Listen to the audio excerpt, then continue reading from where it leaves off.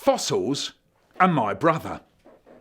My brother works at the Natural History Museum in London. He's a fossil. No, sorry, I got that wrong. He looks after the fossils. Looks after the fossils?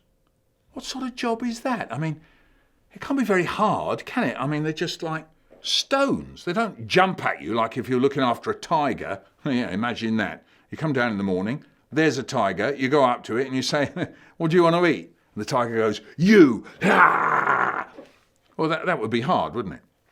No, my brother looks after fossils. I went to his room 40 years ago and there were 4 fossils sitting on a shelf. And I said, what are you doing, Brian? And he said, looking after the fossils. Well, they're not going to jump off the wall, are they? I said. He said, oh, well, you never know. Yeah, that's what I'm here for. Yeah? Well, I went to his office the other day.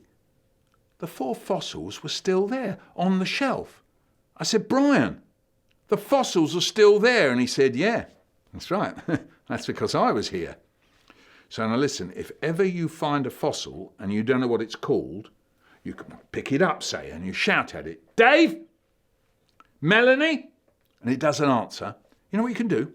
You can take it to the Natural History Museum in London and you go up to one of the people in uniform and tell them you've got a fossil and you don't know its name. Dave, Melanie, you see, it doesn't answer. And you know what they do? They send for my brother, Dr. Brian Rosen.